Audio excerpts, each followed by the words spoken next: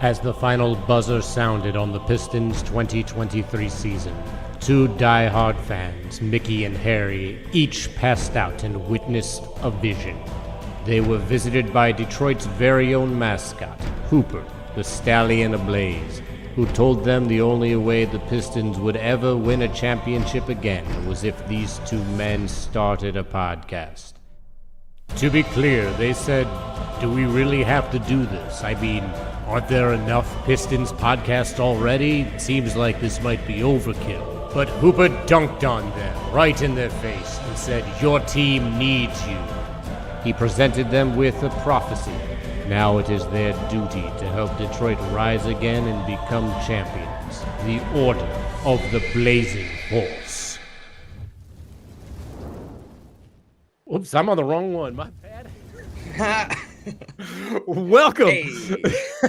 welcome back to another episode of The Order of the Blazing Horse, the only Detroit Pistons podcast based on a mystical prophecy. I am one of those prophets touched by a horse, not in an appropriate way. We must insist. Very consensual, very appropriate. Hey, it got us a winning record last year. Can't complain about it. Harry Moros, joined as always by my co-host, my co-prof with the most, out on the West Coast, touched by the horsey ghost as well.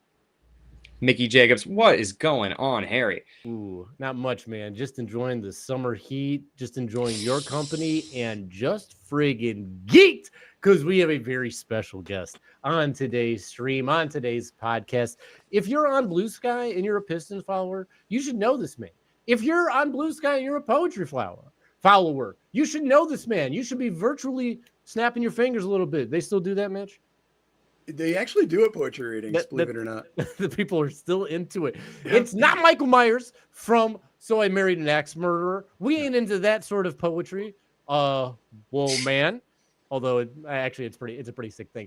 This guest that we have, incredible poet. I read one of his poems that was posted online, Pistons related. It kind of blew my mind. That's how I got hip to you on the scene. He's got a book out right now full of poetry called The Size of the Horizon, or I Explained Everything to the Trees. And from what I understand, the very first poem is incredibly moving.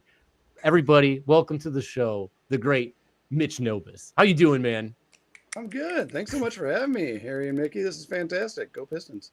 Go Pistons. So I got to ask, what came first, the prose or the NBA prose for you? NBA came first, yeah. How'd that happen? Like what was your dipping your foot into the basketball world? Oh man. So I mean, I could probably start every answer or anecdote tonight with, so I'm older than you guys. I bet not by much. So I'm older than you guys.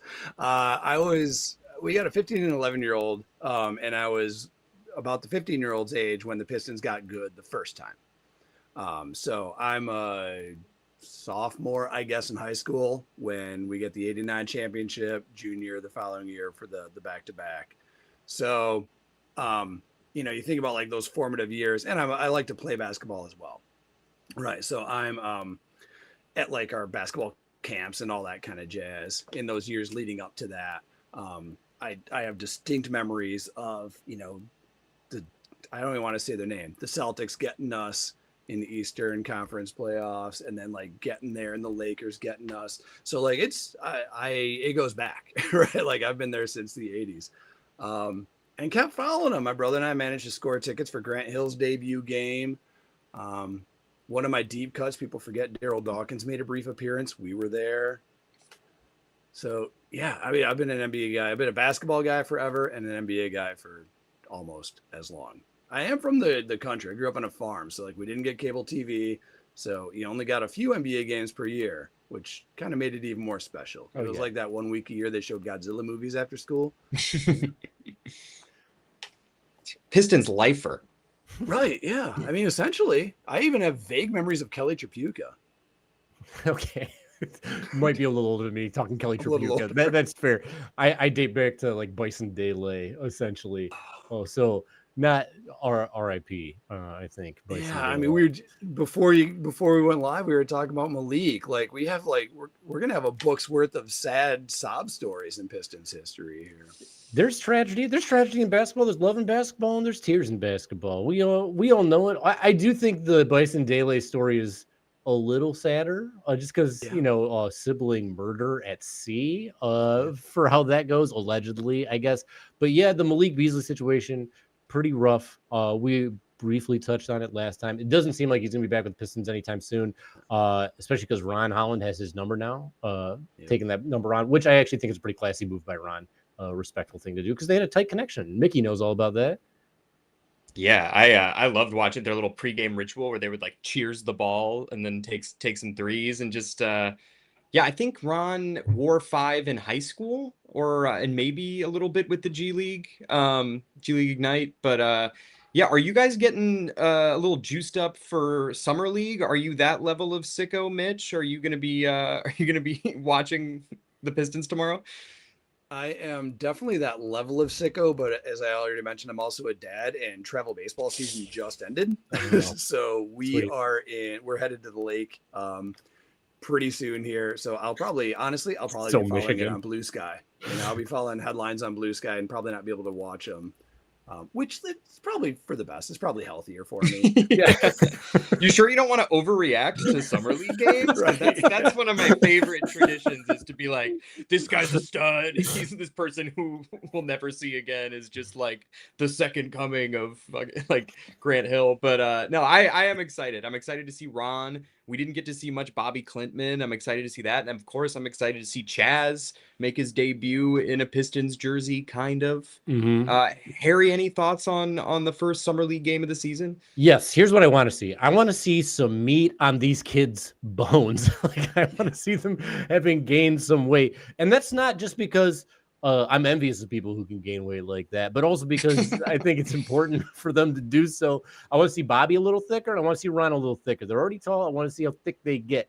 I also want to see Chaz drain some shots, because I love a pure shooter, man. It's a beautiful thing in basketball. Mitch, what would you want to see if you weren't at the lake just coasting on on the wake? That's the plan, right? That's the plan. I agree 100% with all of that. One of the most exciting things I think I saw so far in the offseason was Trajan Langdon said that Ausar is beefing up, which is a little weird because like we only haven't seen Ausar for 5 weeks right now. It's like, how much could he beef up? But I don't care. I'll take any amount of beefing up they want to give him. I'm in for it. Now I'd agree with all that stuff. Bobby Clintman. So you asked how deep our Pistons dumb is here. We actually go to a lot of cruise games most years also. Sick. I awesome. Caught Bobby. We actually only got to one this last year, but I'm curious to see how Bobby does. Hopes are high. The game we went to was a bit of a chuckathon. So we'll see if he gets his feet set. I'm looking for Bobby's mechanics. If I want to sound like a dork, meat on the bones would be great. Footwork would be even better. Just like touch ball, woo, like get set, lock in. And Ron, I'm looking for Ron's like, he's going to be the leader this summer, right? So Ron Holland, I just want to see him cook, get out there, run the show. You're now the veteran at 20. Just turned 20 a couple days ago. Yeah. So crazy. Like barely 20. That's what I was going to say. Yeah. So our YouTube user friend King #1 looks like, or just maybe they donated something. I'm not sure what those markers mean, but thank you if you donated something. And if not, they said, according to Trajan, we traded Ausar Thompson for Hulksar Thompson, which is a nickname I'm not against. I'm Hulksar, yeah. Hulksar. Okay. It sounds like a little Nordic, I would say, but like still fine by me. The footwork is an interesting one. I don't feel like people talk about that enough, but it's super important. I feel like, especially when you get to the pro level, because efficiency and size and just balance matter so much, and like getting your shot off properly. And that's what we want out of Bobby specifically, right? Is for Bobby to be kind of a shooter out there, like your stretch four, if you will. Mickey, what do you want to see? What is your big summer league takeaway? Yeah, well, talking about overreactions, like I remember Sadiq Bey's second season in summer league, it was like, all right, clearly this is the dude. Like, and this is no knock on Sadiq, but like, I do, to Mitch's point, I want to see Ron just like cooking people. I think his finishing is so good. I think he's so strong and aggressive. And I just want to see him look like, all right, yeah, he's playing in summer league, but like he doesn't have to be. Like he clearly belongs in the league. I want to see the defense. I would love to see him drain a couple. Just because summer league's kind of a place to play around. Like we saw Duren taking some shots from range in summer league. So hopefully Ron is he's been in the gym with Fred Vinson. He's been working on that shot. So that's what I'm hoping to see is some improved shooting and just overall dominance. I want to see what Chaz can do. And I want to see, I hear the concern about chucking, but I don't want to see Bobby taking 4 threes. I would like to see a little bit of volume. I'd like to see, okay, like if that's one of his main, because it seems like everyone talks about with Bobby, it's the shooting and the passing. And I think passing is a cool swing skill, but I want to see, like, can he be a stretch 4? So yeah, and I also want to see them get into sets. We tried Sasser at the point in summer league last season, and it wasn't like the greatest fit. So I'm hoping Dennis Jenkins can kind of set the table for everybody. I know he's a little G League stud, so I think that would be nice to have like a true PG to put everyone else in a position to succeed. Fun stuff. I love it. Transitioning from summer league into the lake, because you'll be at the lake, you'll be enjoying the outdoors, feeling the elements and stuff. Tell us, how did you get into the poetry? When did you realize that poetry was in your heart, in your soul, and out your mouth and out your fingertips? Out the mouth took a while, thankfully. I did not have like that dark high school poetry phase. Let's all be thankful for that. Yeah, never painted the fingernails black. It's never too late with that. There's nothing wrong with that. It's never too late. I love that. Yeah, let's give it a shot. No, organically, like I'm kind of dorky, right? Like back in high school, everybody's like, "Oh, you did your homework," and I did my homework. You were supposed to, so I did it. I never really gave it any thought. It was just like, that's what we're supposed to do, so I did it. And then I can kind of distinctly remember one year, like flipping through the American literature textbook for fun, and that's when I realized, like, maybe I am a little bit of a dork. Like I'm reading bonus poems like that the teacher didn't assign. At the time, I didn't even think. I'm just like, I was a reader. Like, yeah, I'm reading.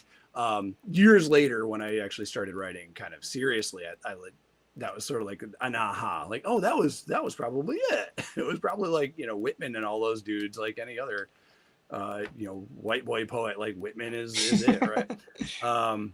Yeah, and didn't take it seriously for years. I'm a high school teacher, mostly, and without boring you with the details, but in the summers, I was kind of helping facilitate a teachers' writers workshop for about a decade. So every summer I was writing for a month, basically. Like the whole Malcolm Gladwell 10,000 hours concept, like that was my 10,000 hours. Like, the Beatles kind of famously were a cover band in Germany, and that's where they went to the wood shop and got their chops. For me, it was just kind of messing around and writing stuff for July every year. And then, long story short, found myself in a place where I had a little bit more time on my hands. I'm still in teaching, but I'm not a high school English teacher anymore. So I'm not grading stacks of essays. So then I had time, because that's like a second full-time job, basically, right? So then that time I could work on my own stuff finally. And I've got reams of first drafts from all those years in the summer. And I kind of dug back into those and figured out like what stuff was reasonably decent versus what needed to be kicked out immediately. And then fast forward, here we are. It takes a lot of time. It's like anything else, it's like working with Fred Vinson. You got to put up the shots to get the mechanics down, get the form work. And same is true with writing. It took a long time of chipping away at it. And, finally here we are with the book. I'm going to get my hands on it. I promise I'm going to. I actually am going to, as a heads up, because I saw you were doing... It's a beautiful copy, by the way. Mm-hmm. It's the cover's lovely. Like, it's really, really well done. Look at this. It's on the stream. We'll in the description of this YouTube later, and on the podcast, we'll share a link to it if you want to buy it from somewhere. I know Mitch has also been you've done some like rounds, right, of like live readings at places. Yeah, a couple. Well, we're trying to plan even more right now. We had a book release party, so we're in Farmington, by the way. For I don't know how far and wide your Grand viewership River. is. Yeah, exactly. Yeah. We are a northwest suburb, I guess you would say. And we got a cool arts organization here, and they hosted a book release party for it. So we did a reading out there, and we're trying to set up some others right now. Kind of the cool thing of the week for me, anyways, is like, I'm in my 50s and been writing for 30 years, I guess now. And I just finally found out like a couple of the local independent bookstores are going to have it on the shelves probably next week. So that's sort of like a rite of passage for a writer. It's like, oh, you could actually walk into a store and see it. Like it actually exists next to, the real writers. Well, we know you're a real writer. That's why we had you on this podcast, and we've seen some of your real writing. And now we would love if you wouldn't mind, because if y'all didn't know, he has some Piston specific poems as well. You don't have to read a Piston specific poem, but if you're down to read a poem, Mitch, we'd love to hear from you. Oh, thank you. I appreciate that. You know what? The Pistons one. So the book does have one Piston specific poem, and it's what you call a found poem, which is where you take another thing that already exists and you don't add any words of your own, but you kind of rearrange it into poetic form.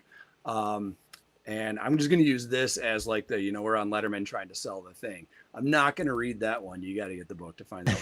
Because reading a found poem, yeah, there you go. It's the teaser. Reading a found poem out loud is kind of weird. It's like, it's not your own words, so it's your own arrangement. That's the way to put it. It's like a cover song. It's your own arrangement, but not your own words. So I'm not going to read the Ben Wallace one. But man, I still remember reading the article. So that one was a buddy of mine. Shout out Dirk Schultz. He's given me a few of my ideas over the years. Like, he's an old friend. We email all the time. And he's like, did you see this article about Ben retiring? And it's just like the most heart-wrenching thing. Because usually everybody's like, oh, I'm retiring, do my victory lap and all that stuff. And Ben Wallace was, this fucking sucks. I love basketball. I love basketball. Like, why would we celebrate me not being able to play basketball anymore? So I'm like, this is a poem, right? So I just did a huge intro for the poem I'm not going to read. But the listener, they're incentivized to go out and get it. So I think you've done your job, but we'd love to hear. We'd love to hear whatever you'll give us. Well, I figured since this is a basketball show, I do have there's 4 or 5 basketball specific poems in here. So I will read a basketball one. Just not the Ben Wallace one. All right, this one is called 3-Pointer. The lithe man with giraffe necks for legs and arms rises up into the air and fast as a snare crack straightens dozens of moving parts into a line with his wrist and hand clapped like a gooseneck. And he launches the basketball into the air, the arcing journey to home. The shot is a lifetime, a beginning, middle, and end in one motion. Born in the cradle of the hand and fingertips, that second ticked and that wrist flipped, and the ball was sent into the world to strive and reach toward the heavens, only to inevitably be pulled back to earth and land and the hoop where the nylon net strings snap with the sting of the clock. So many goods and bads come with resolution at long last. Sooner than anyone watching with held breath would think, like it or not, the end arrives. Victory and loss at the same time. And the only one who always wins is the end. There you go. We got some claps in the chat as well. That's great. We're here for it. That was awesome because it instantly sent me to visualization mode. To me, when I'm reading a book or like when I'm listening to an audiobook, if it sends me into a place where I'm just living in that world that it's creating, that's success as far as I'm concerned. I don't have to think about it. I don't have to put stuff together. It's all happening. So great job. Yeah. Thanks, man. You're welcome. Mick, you're a fellow writer. Give me your thoughts. No, I love the drama of it all too. And just you really, Harry's right. You paint such a picture and you really feel the weight of a 3-pointer. So it was just such a cool, I'm curious to check out the other basketball poems and just the rest of the book in general. Yeah. So just to ask, are you a 3-point specialist? When you play, is that your bread and butter? So I'm in a 35 and up league. Some of the guys would say that about me. When we sign up each season, we have to give them a comp. We have to say, because there's actual captains, like it's a draft league. They take the whole thing really seriously. And you have to give yourself a comp. And I always say I'm like the weakest possible version of Jokic you could imagine. I'm somehow slower. Like on a theoretical level, a little bit of everything, but just way worse at all of it. So that's a great comp, though. That's a really good comp. Yeah. Mickey, who's your comp? Have we been over this? What your comp is? Yeah, like, oh man, I'm just trying to think of any like famous water boys. Just like in the water boy. Yeah, like a Bobby one. Boucher, a Bobby. Yeah, that's really just the again. I may not bring like hoop skill, but it's intangibles. It's just like being on the bench, rooting for everybody. Seeing if anybody needs like orange slices. I know that's more of a baseball thing, but it's still important. It's still key. Hey, Harry, remind me your comp, because I know you're an actual hooper. I always tell people Manu Ginobili because I'm lanky and it looks like out of control. But like I know what I'm doing. It's been a minute since I played basketball. I moved back here from LA. No shots fired to LA. And stay safe, LA, for all the stuff that's going on out there. And fight. But when I moved back here, my whole basketball community was gone. And I also had knee problems because I spent 20 years training to dunk and it just never happened. So my knees like all went to shit. So now I don't have anyone to play basketball with. And who knows what it's like at this point. But like I was never a huge shooter, but I played point guard a whole bunch because I grew up short and then I got tall. So lank, drives, do your thing, I guess. And if you played basketball with me, you probably called me every white person who's ever played basketball in the 90s. A lot of Tom Gugliotta, Keith Van Horn, Jason Williams. Who am I missing here? White chocolate, baby. My guy, get him whenever you can. So yeah, that was my comp. All right, that's a smooth transition into the basketball world. So we're here. We're in this off season. There's been a ton of talk. I know I was freaking out. Mickey knows behind the scenes I was freaking out about the free agency moves that were going on because it was like no Malik, no shooting. We're missing out on literally everybody. But now we've signed Karis LeVert. We've signed Duncan Robinson. We got a trade exception with Dennis Schroeder, and we drafted Chaz Lanier. How do you feel about that, Mitch? I like them. My heart sank and even like exploded a little bit when Nickeil Alexander-Walker didn't land here. Mm-hmm. That was the one I was really hoping for. I like Karis LeVert and Duncan Robinson. Like I think they'll swap in pretty smoothly. I think some great things can happen with his lineup. It's not the one I was dreaming of back in May, but I'm willing to see where it goes. I really did like I was talking about mechanics of Bobby Klintman. I saw it probably on Blue Sky somewhere. Footage of Duncan practicing, and he doesn't stop his practice sessions until he hits at least 3 in a row with a 0.4 seconds or faster release. Oh, damn. And like you think about the number of times in any given Pistons game when we could use a dude with that quick of a release as a release valve, right? Like, Cade drives, like it's what we've been needing for ages, and had it with Bees, a little inconsistent, I guess, is the knock, right? And I Duncan Robinson, generally more consistent, has had a weak spot or two in his career, but generally speaking, you know what you're going to get. So in a sense, it might be good because, like thinking for JB, like, if you know what your known knowns are and like you can plan around it, what a guy's going to bring every night. That makes it easier to game plan. So I think it should be good. You can hear my voice. I'm hedging a lot because I feel like there's some unknowns. But that's how it goes. I feel like a lot of people are like, well, all right, we'll see. And that's how last free agency was too. I think it was very underwhelming, and everyone's like, whatever, and everyone's like, hell yeah, these guys are the bomb. Like we didn't get Malik Beasley until the final days of free agency, and it was like truly a whatever signing. I'll get into that in a little bit. Mickey, I want to hear how you feel about where we're at free agency wise. Yeah, I hear you, Mitch. Nah would have been great. We were all aboard the Laravia train. Harry improvised an incredible song called Laravian Nights.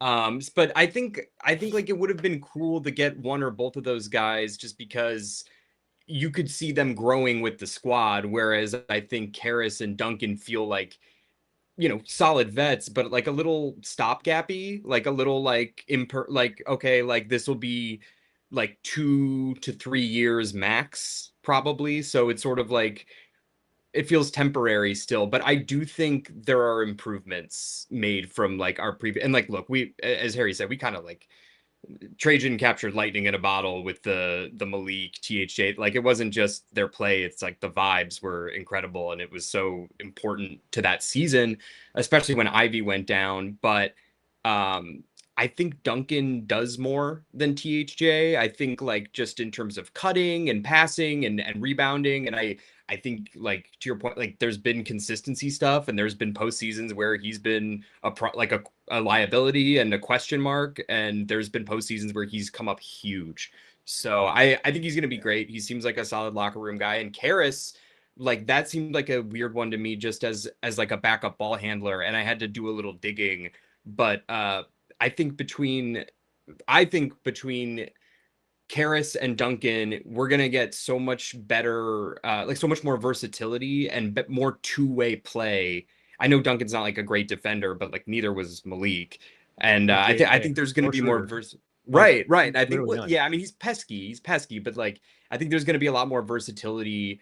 But like, I was sentimental about our vets. Like, I loved, like, Schroeder came in and he wasn't the most efficient, but like, he was basically our second option in the playoffs. Just like a sure-handed like point guard. Like, that was so nice to have. But I'm optimistic. I don't think it's like mind-blowing, and I like see the future, but we still have questions to answer, I think, about the young guys. And I think after this season, or at least even at the trade deadline, I think we're going to have more answers, and the way we need to build around the young core and or shake things up will be clearer.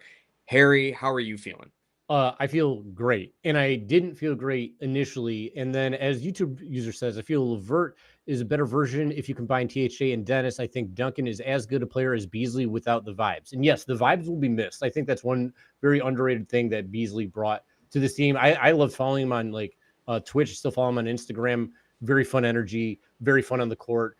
The shimmy, the shirts, like that was an incredible season last year for him. What I do want to say is, coming into that season, that was by far his best three-point shooting season ever, like by far. And it was a lot of people's best three-point shooting ever. Right. And so now we have a guy who historically been a better three-point shooter than THJ and Beasley, and has a better playoff history than any of the vets that the Pistons have brought in the past in Duncan Robinson. Caris LeVert also has a pretty decent like playoff history. Well, let's talk about Duncan Robinson just right now. He's had seasons of 260 made threes and 270 made threes.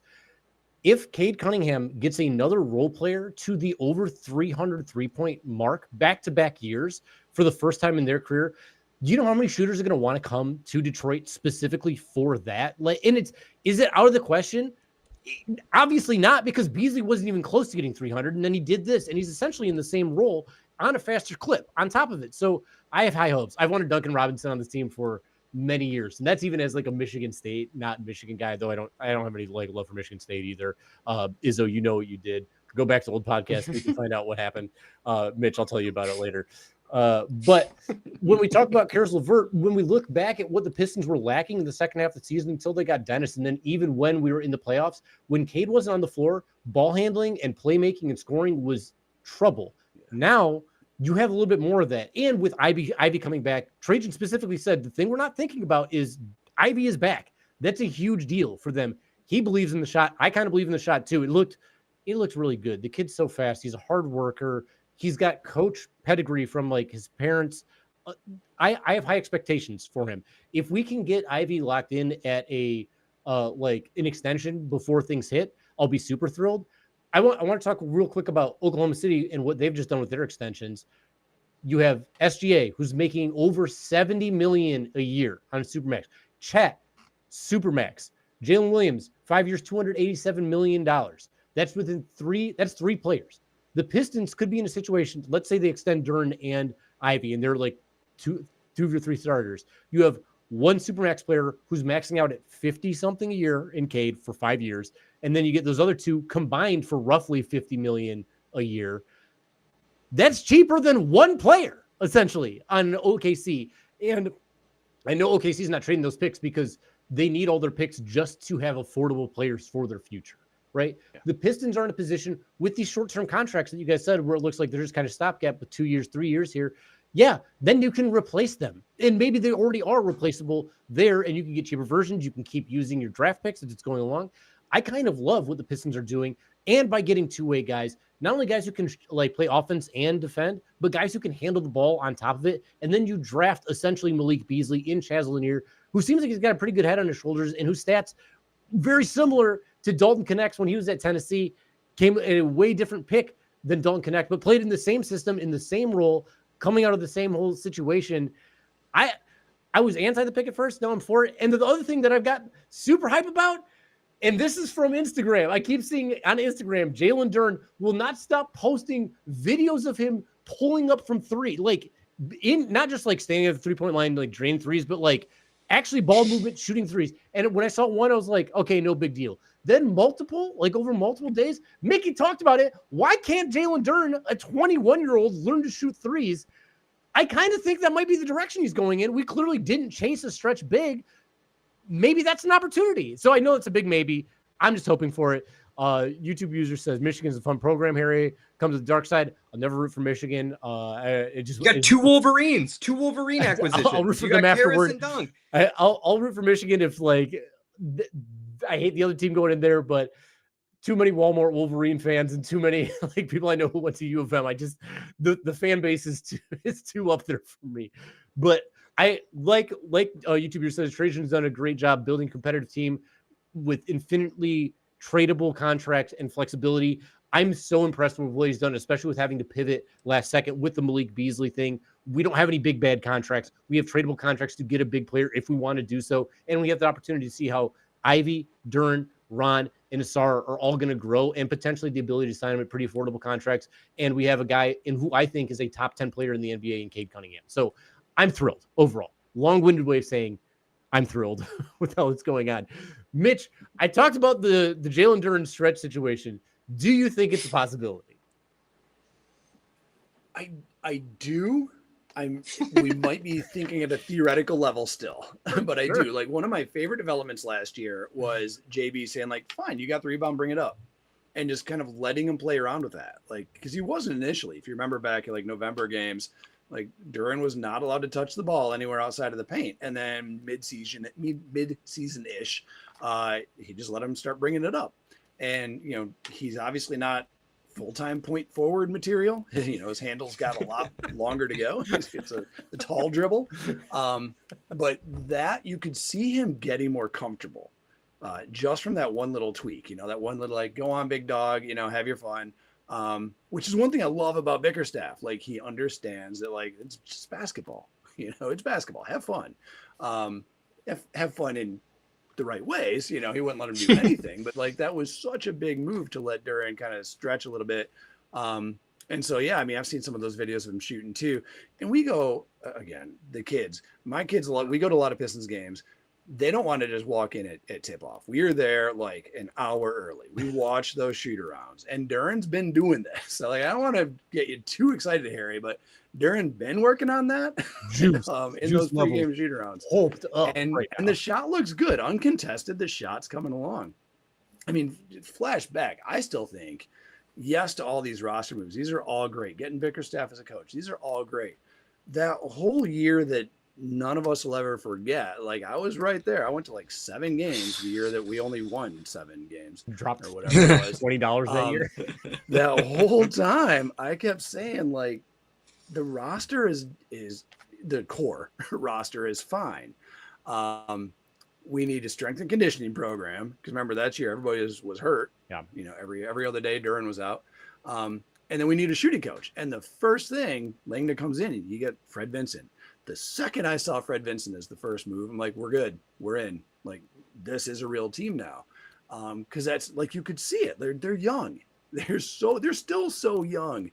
Like they still need coaching. You know, we tend to think of like, well, college is where you go if you need coaching. You can be a beast like Duren. You still need coaching, you know, and they brought in a shooting coach. And so this is a very long answer to Harry's question. Yeah, I think so. I think JD can do it. I think he's going to take Fred Vincent. Fred Vincent's earning his money right now. But I think it could happen. Yeah. Mickey, I want to know, what are you, for this upcoming season, what are you most excited about? Because we already know I'm juiced up about so much stuff. I want to know what you're super juiced about. I'm really excited to see healthy Ivy, because I'm like, in my heart of hearts, I'm a little skeptical as to like whether Ivy is the long-term fit next to Cade. Like, it's just still a question mark to me. And the issue I have are like the turnovers and a little bit the defense, because Cade's already a turnover prone lead guard. Like, having either a 3-and-D 2 guard next to him, or someone who could handle, like, I mean, the type in my head is like a Derek White, like that to me, or like even a Trey Murphy, like those make like perfect sense to me in terms of type. I'm not saying ship Ivy for those guys, but what you really helped me understand, Harry, and this is like sort of an intangible just like thing about Ivy, is he proved in 30 games, like whether the 40+% from three like can be maintained throughout a season, whether the defense improves, he is a closer. And Cade needs a closer by his side. Like, Cade is going to get you in the position to win the game. But like, by the time, like 45 minutes roll around, he's probably gassed, or he's probably just had so much usage that he's getting double or triple teamed. And Ivy hit in 30 games 2 really unbelievable game winners, and just proved to be a guy that's really hard to stop. And just like having that shot making ability. So I'm really excited to see what this team looks like, because as you've said, and as other people have pointed out, like that's the big acquisition. Like, and he's also, I will say, like pretty durable. Like when he's not like literally having his leg broken by Cole Anthony, like I've seen him take some crazy hits. I've seen him tweak angles and just bounce right back up. So I'm really excited to see how he fits in. And I like Trajan talked too, like in the closing press conference, just like how hard it was for him to like watch this season from the sidelines and just like not be a part of like some of the most exciting basketball and like the postseason. And like, obviously we miss Stu, but yeah, I think the Ivy return is the thing I'm most hyped about. I love that. And I also wanted to point out that outside of just game-winning shots, Ivy also quarter-ending shots. Huge buzzer beater shots. If you go back and track, I bet it's in double digits. Mitch, what are you looking forward to with Ivy coming back to this team? Well, I'd piggyback off a lot of what Mickey said. Like, you think back to that Knicks series and how often they were triple. I mean, it wasn't even just double teaming Cade. They were triple teaming Cade. They were just working him to death. And obviously, I mean, Ivy's got the speed. It's like, it's silly to even say it. It's so obvious, he's like the Flash out there. Having him as a cutting threat, you can't triple team Cade, because Cade will get the ball to him, like it's, you got Duncan, formerly B's, now Duncan out on the arc, Ivy cutting. Like, you can't just focus in on Cade Cunningham until he passes out, so that's huge. I also Mickey kind of said this also in a different way, like just that Ivy's a gamer. Like, he always goes hard.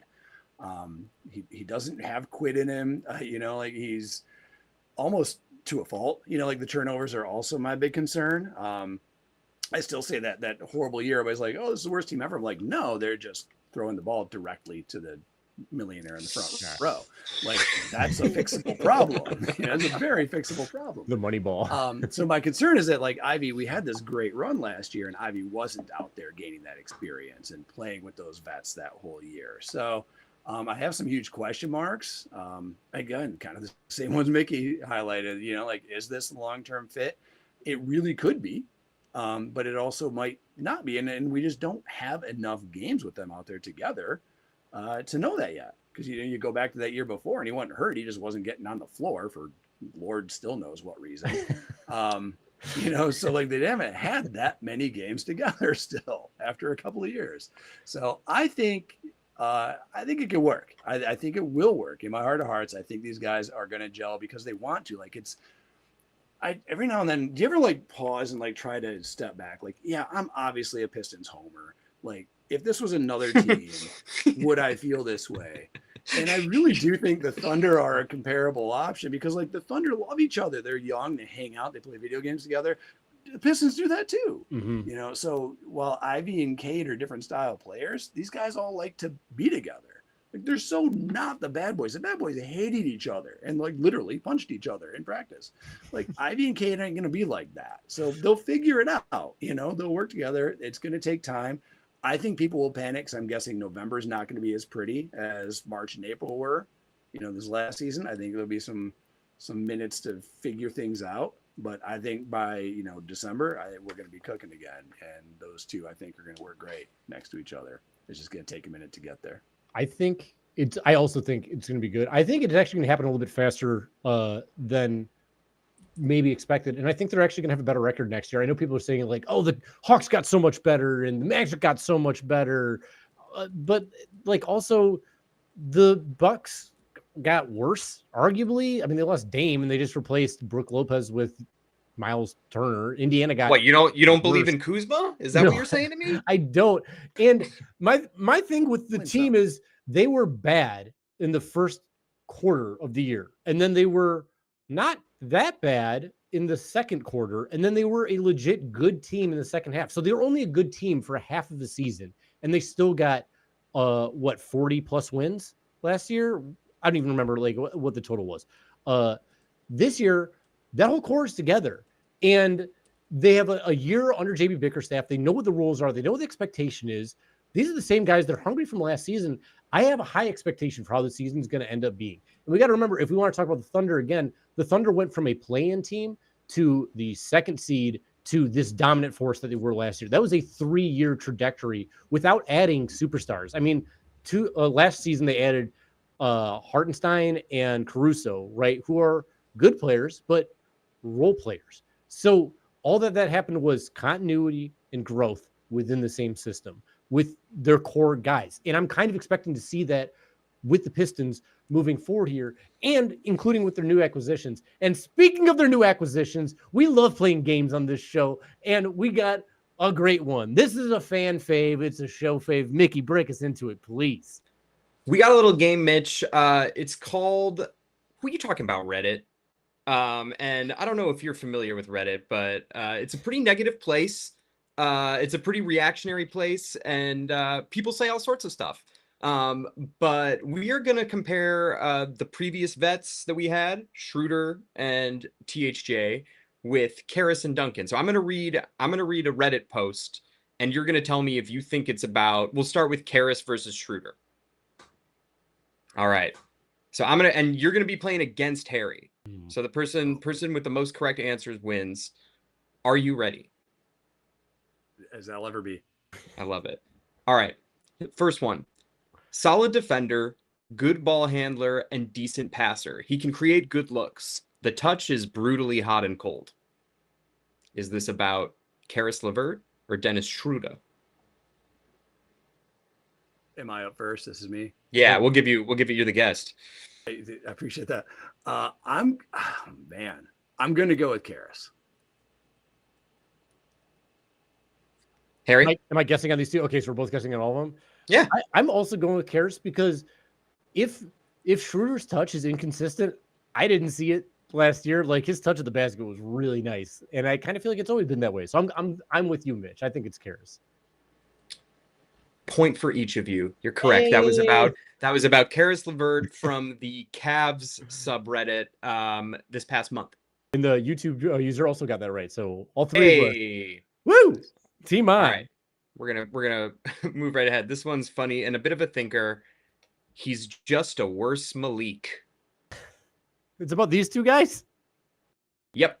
It's about Karras and Dennis. A worse Malik? First off, that's wrong either way. You got to really think about it. You don't know. We'll let you. It might be a little bit of a trick question. I want you to. I think it's about Dennis. Okay. I was actually also going to say Schroeder and I'm going to go with internet context. This is angry white dudes on the internet. So they're like, yeah. That's the demo. That's Reddit, baby. So you both are correct. Hey. That is about Dennis Schroeder. And The reason why it's tricky is because it's not about Malik Beasley, it's about Malik Monk from the King subreddit. That's their reaction to getting Schroeder. YouTube said exactly. YouTube users got Schroeder Monk right in there. Man, they sniffed you out, dude. I know. I might be off my game a little bit. All right, last one. I think we'll try to keep him. Bench players that can create their own shot don't grow on trees, and he can play solid defense too sometimes. I'm gonna go Karis LeVert. You know what? Just to change that, I'm gonna go Dennis because I think that could be Dennis. So who are we talking about here? Point Mitch. That is about Karis LeVert. It's from the Hawks subreddit in April of this past year. All right, so the score right now is Mitch 3, Harry 2. YouTube user 3. YouTube, yeah. I might have. These might be some softballs.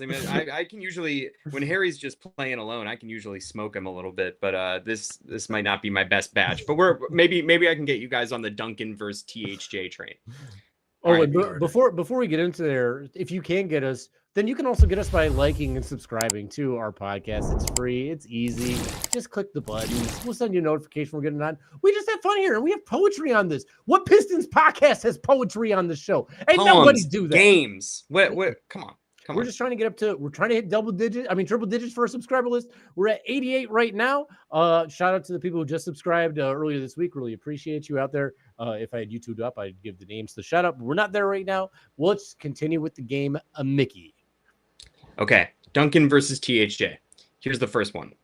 Pretty much all he can do is shoot threes. When he's shooting well, he also provides some gravity. He's a bad defender, bad passer, and bad rebounder. Duncan. I'll go THJ. Mitch says Duncan. Harry says THJ. That is about Tim Hardaway Jr. from a salty fan on the Pistons Reddit earlier this month. I think it was a Nuggets fan asking what they could expect. So all right. Ooh, YouTube user got it wrong too. They said Duncan. All right, I'm starting to get some people. All right, so that's it's all tied up 3-3 now, right?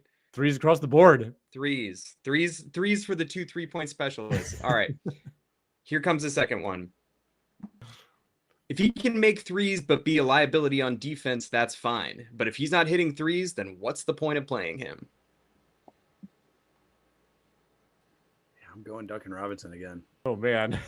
I got to go THJ again. I feel like I heard that so many times in Detroit. People texting me, family members texting me. And they don't know Timmy like that. We like Timmy out here. Shout out to Timmy on this show. Oh, ditto. But I got friends in Miami who say the same thing about Duncan. Oh, yeah. That's what makes it a tough game. That's what makes it tough. But it's not tough for Mitch because that is about Duncan Robinson from the Heat subreddit. By the way, I love so that's Mitch up 4-3 right now. YouTube user as well. Yep. Okay. YouTube, Harry, this is your chance to tie here. I love, by the way, Heat fans say Miami runs on Duncan. That's like one of their that's one of the Duncan Robinson. I found that in their subreddits. I think that's fun. I like that. I love that. Looking forward to Detroit running on Duncan a little bit. All right, last one. Blank doesn't deserve any hate. He balled for us for years, and his professionalism and character are top tier. I can read that again if you want. It botched it a little bit. Blank doesn't deserve any hate. He balled for us for years, and his professionalism and character are top tier. Top tier. Okay. I'm going, because I don't know Duncan all that well, I'm going THJ because his professionalism and character are top tier. I'm going to go with that also, although the bald for years concerns me because he hasn't been in one place. I mean, he has for multiple years, so that's technically accurate, but he's not like, you don't think of him as like being from fill in the blank, right? Well, what does YouTube user say? THJ. YouTube user on THJ. We're all THJ. God, you guys are all correct. That's from the Mavs Reddit about a year ago, a little over a year ago. Hey, we love THJ. I feel like THJ got so much hate from a lot of the Mavs community when the Pistons got him. And that's like another thing with our acquisitions, like Beasley and THJ and even Tobias Harris. All the former teams, all the fan bases were like, they're terrible in the playoffs, horrible playoff players. And I don't think you can say that about Karras and Duncan. So we'll see. But I feel like he got unfavorable hate over from Dallas and from Detroit. I think there's a lot of nothing but love, and people would have been happy to have him back as well. Well, congratulations, Mitch, on your debut. Your debut of playing Who You Talking About Reddit. You smoked Harry 5-4, but it was tight. It was tight. I think if anyone, yeah, wow, YouTube user even called out Dallas. And by the way, YouTube user, since you call out THJ in Dallas, you also said that my type is Quentin Grimes when I was talking about like the Derek White, Trey Murphy of it all. And you're right. I think on when that trade happened, I was like pretty confused. It does sound like what I've been hearing, and I listened to Game Theory talk about this recently. Is it sounds like Quentin Grimes wants a lot of money, and I don't know if those Sixers stats that he put up this past season are real. I think he's a solid two-way guy, but I think that was like a Trajan move that on paper I'm like, I don't love this, and I love Trajan, but it sounds like Quentin Grimes wanted to get paid, and Sam Vecini and Bryce were skeptical that any team is going to pay him like, upwards of 25, which is, I think, like roundabouts what he wants. So, in a vacuum, yeah, would have loved it. And by the way, he was also coming back from injury when he played with us and wasn't looking great. Yeah. And I feel like that his agent has to be looking around like the market and just like what players are getting paid. Like people are making between 15 and 18 mil a year for that role, and you want 7 million more a year to do that role. It ain't happening. These super maxes they're too much money. The middleman's getting cut out. You got a problem with that? You got to talk to your the head of the Players Association, because the CBA's got to fix it up. But it's the way the cookie's been crumbling lately. The crumble cookie's been crumbling. Been crumbling. Yeah. Grimes balled out this past year, but there's an awesome clip from this past season where he's at the free throw line and George Niang's like, "You're not even playing real basketball. This isn't even real basketball." I think that's such fun trash. Oh my God. To hear that from Niang? From Niang, dude. Oh my God. That's so friggin' funny. All right. Before we go, I wanted to bring this up because our fan base is great. Like Blue Sky community is great. Hop on Blue Sky. If you're a Pistons fan and you're not on Blue Sky, get there. It's where the best coverage is. It's where the best analysis is. It's where the best friggin' vibes are. And when we were posting about the show, we got a message from Elon McCullough who said, let me go to this post. Where are we at here? Sorry about that. Possible discussion topic from my child. His child is Claude, by the way. Shout out Claude. Should the Pistons collaborate with anime companies to create a Hooper hologram to sing J-pop songs? So I had to ask you guys. We got Hooper right here. Should he collaborate? The two that were brought up were number one was Tony Chopper from One Piece. That's the wrong thing. My bad. Tony Chopper from One Piece right there. Who's like a reindeer who changes. Yeah. And I mean, you could see Hooper being that, right? Like that sort of thing. Yeah. Are you guys familiar with the anime? Oh, no. I'm familiar with One Piece. I haven't watched it a bunch. It's extremely popular. They even did a live action adaptation for Netflix. First of all, I just thank you, Ian. Thank you, Claude, because this is the only Pistons podcast where someone would be like, "Hey, this is a possible discussion topic." This is. Sorry, Mickey, I was going to cut you. It's also the only podcast that makes your dreams come true, because I made Hooper that character. I spent a little bit of time. I'm not the artist here. I changed it up a little bit for you. So I think that's what Hooper looked like, right? A little bit different, a little bit bigger nose, hair coming through the hat, a little bit darker. But that's Tony Hooper for me. Eat your heart out, Claude. Yeah. Just like what more do you want? That amazing work, Harry. And why not? Why? I think they should. I think they absolutely should. Why not? Get Hooper. Hooper needs to be the Pistons popularity is spreading. I think a lot of people think they were the best story last season. Why not Hooper? Why not Hooper too? And if it's going to be Tony Hooper, then have him sing a J-pop version of Tony Feel Good. It feels good, and I'll be super into that. Yeah, Man, yeah. I'm not a singer, but it's there. Debatable. So the other one was from Ume Musume, I think is how you pronounce the show. Pretty Derby, which is a horse girl show. He said this one specifically Gold Ship, and what this show is when racehorses pass on, they are reborn as these horse girls who compete in the Derby to win races and to be idols. This is based off like real horses, I guess. And so they said they'd like to see one of Gold Ship, and we could possibly pull that off with the Hooper one in the City Edition uniform with some hair dyes. Not as cool, I would say, as Tony Hooper, but Claude, if that tickles your fancy, we had to do something special for you, and that's this is all for the kids. It's all for the kids out here on our unrated podcast, where we encourage cursing and all sorts of whatnot. Yeah, that's great. We gotta post that on Blue Sky and show Ian and Claude your great work, Harry. Unbelievable stuff. We'll put it up there. All right, Mitch, thank you so much for joining us on the show, man. Do you have anything you want to promote on the way out of here outside of your book, and tell us where we can get that? The book is available all the standard book places, Barnes & Noble website, et cetera, bookshop.org. The publisher is Match Factory Editions, and they're brand new and just fantastic editors and people. So one thing I've learned in all this is if you order direct from the publisher, they get a couple more coins. So if you do Google it, Match Factory Editions is a publisher, and I would love for you to support them if you are interested in it. Harry said you get it earlier. I always tell folks, like, ones upon ones of Americans read poetry. I'm not expecting this thing to sell a million copies, nor do I expect anybody to read poetry. But hey, if you want to support me or the press or whatever, buy one for your library. Buy one and donate it, stock it someplace, put it in one of those neighborhood little free libraries, buy it and skip it on the lake, see how many skips you get. Whatever, support poetry, right? And then one other thing, this could be years away from now, but I feel like I'd be remiss if I didn't mention it. When I told my wife I was going to be on this, she's like, somebody didn't take your novel, did they?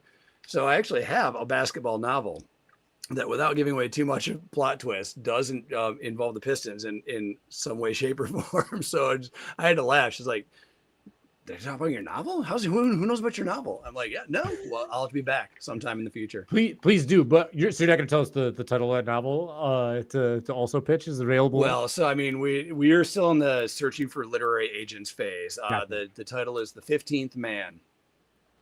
Ooh, 15th Man. And who publishers I'm sure we've got a lot of publishers in our in our stream right now. So get at Mitch. You're gonna want this. Generic YouTube user, are you a publisher? Can you publish this book?